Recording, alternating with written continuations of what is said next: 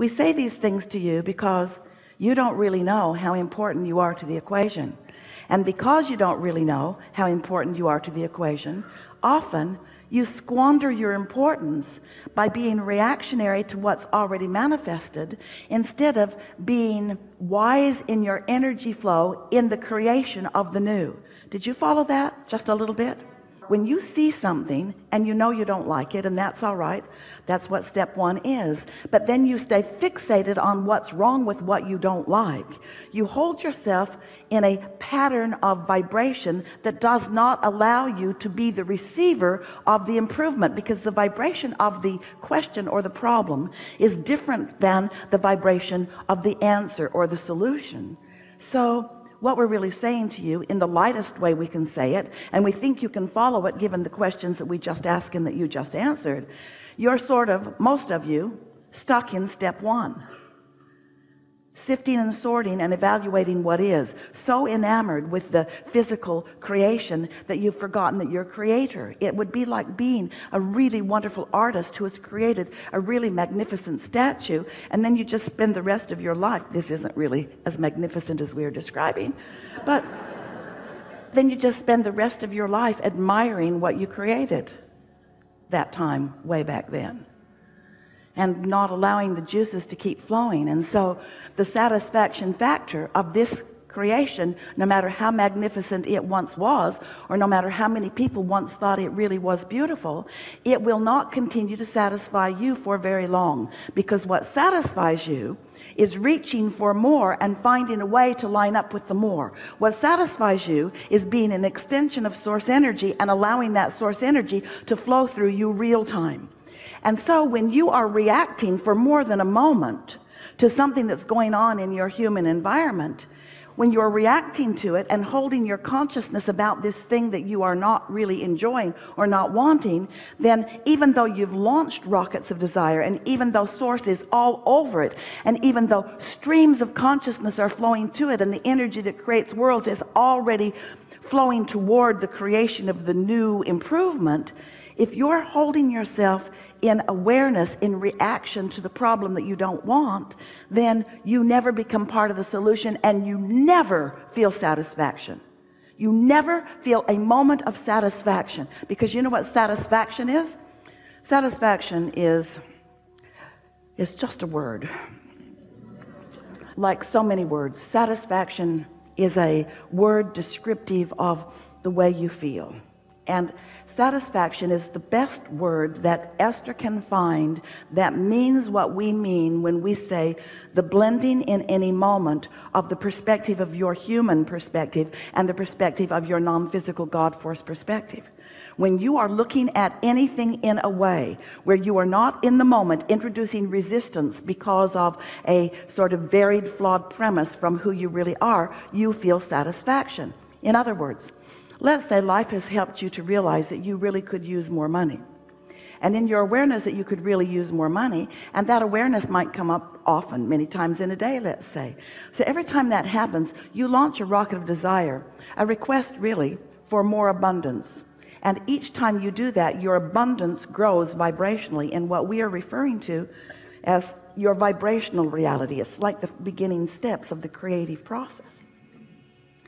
So this vibrational reality, which we've named the vortex because we wanted to get your attention, we wanted you to feel the realness of it, it gets bigger and bigger and surer and stronger, not only because you continue to add to it, but because your inner being is focused upon it, and because law of attraction is gathering the cooperative components for the improvement of this. So you have, without knowing it, created a veritable fortune that is identified as yours. It's yours. It's the beginning, just like the kernel of corn that you put into the ground is the beginning of that big plant that will produce ears of corn. This vibrational reality is that for you.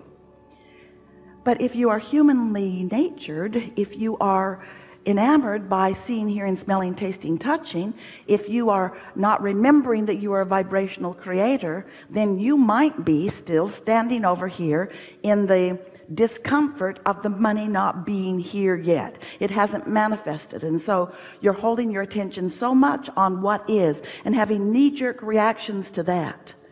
So you're holding yourself vibrationally in a different place than where your abundance is, which means you cannot be doing that and be in step 3, which is the receiving mode, at the same time, any more than you can set your radio dial on one channel and hear what's being broadcast on another. The frequencies have to match up. So you've asked for and have created a vibrational reality. You have a vibrational abundance that is really beyond our ability to describe it to you. But if it isn't in your bank account yet, if it isn't flowing through your experience, it means that you are vibrationally in a different place. And it's easy to understand why, isn't it? Because when you're looking for something that you cannot see, when the bank does not acknowledge that the money is there. So you say to us, all right, Abraham, we'll play your silly game. We'll accept that there's something over there where Esther's arms are pointing. We'll even call it the vortex like you do. Just tell me, how do I get the money out of the vortex and into the bank? That's all I really want to know. And that's what we want you to know too. We want you to know that this vibrational reality that you have created is yours and yours alone. In other words, no one else is going to sweep in and take it away from you. But you've got to find a way of getting to the receiving mode of it.